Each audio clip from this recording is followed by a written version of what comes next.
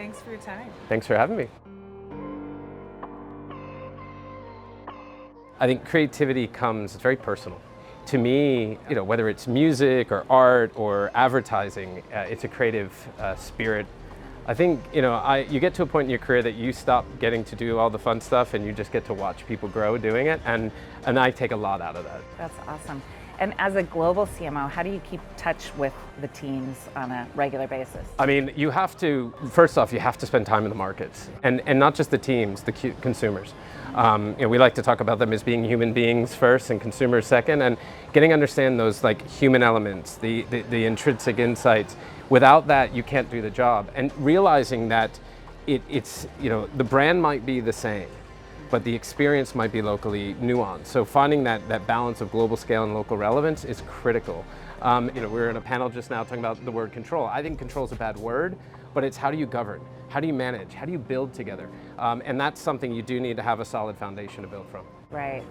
And the other way I think about it too is how do you build that understanding so it can be infused in everything you do, so people do feel heard, but you do get that consistency. Changing a direction just a little bit, how do you think about the tension that exists in some of the dialogue that marketing people have between creativity and business and financial results?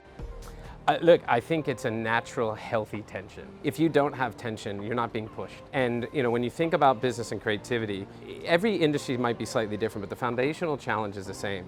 What role does brand building have to driving the top line and the bottom line? And you need to prove it, so you need to be able to measure it. And so you have to continue to balance the conversation. You have to build brands and build business at the same time.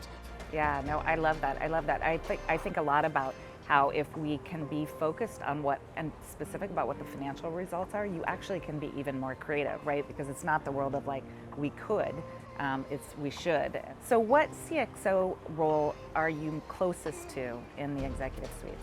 I have a business leader and I have a marketing leader, both who are challenging me to do very different things. It's challenging at times, but I'm blessed to have both a commercial boss and a consumer boss, and both of them with the same goals for the business. What strategies do you use to identify creativity in talent? I think the one thing is you can't identify creativity in a CV. Ultimately, it's about the person. And in the advertising industry, you're lucky because everyone shows up with their portfolio. Well, they used to have big boxes. Now it's just a website, right? But ultimately, you have to see the work. But it's not just seeing the work, it's talking to people, understanding their approach to creativity, understand what inspires them. I would love to say we're all creative, we all are, but some are really, really good at it and they're gems. And you have to harness their creativity and allow it to spread throughout the organization. Yeah, oh, I love that.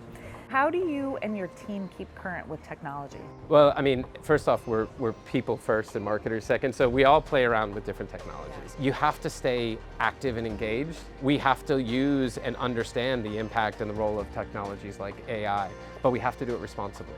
The what is fine, but the how is really important.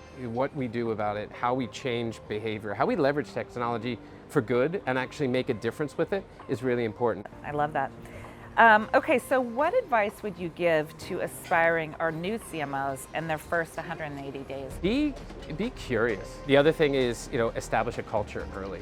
Be clear on who you are, how you're going to, sometimes change from maybe where you were in the past, or more importantly, what are you going to keep the same? You've got to understand what's working and how you can really harness that and get out and know the people. In your first 100 days, don't spend it in the office.